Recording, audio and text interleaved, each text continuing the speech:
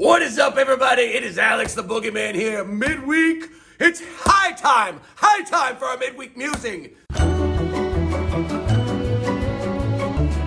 And speaking of high time, we are going to talk about the overhand left or the overhand lead side. Now, most all the time when people talk about an overhand, we're talking about our rear side. For me, I'm right-handed, my right hand. So you even hear people say overhand right, overhand right. But can you throw an overhand on the lead side? It's a good question. Well, of course you can. You can do anything you want. It's a free country. But does it make sense to throw the overhand lead? Now, I will say most of the time it can be dangerous. The overhand is a dangerous punch anyway, but you're not going to get as much power on your lead side. One of the ways you get power from your overhand is you're coming forward and dropping your weight down into that punch. Hard to do that on a lead side punch. You're not going to get as much momentum into it. Usually, right, we get all the power in the hook from shifting our weight from our front foot to our back foot, pulling back. So to do that on an overhand, right, you may not get as much power. And you don't practice it much, so it's not going to be as coordinated. But like anything, there are times where you can use it. We have seen it used in boxing.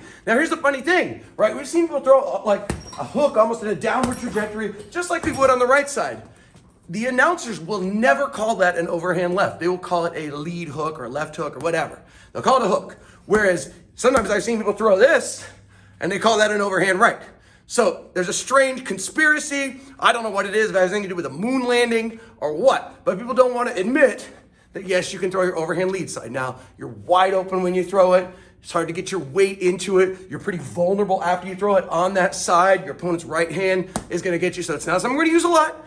But there are times where it might be open. This week we're talking about the different targets on the bag. So maybe right if we fake the jab and we come around with that overhand, we can clip them right below that ear area, that soft skull area. So we'll throw a few in there. For the most part, it's not a big thing we use, but it does exist and it is worth practicing. That's my musing.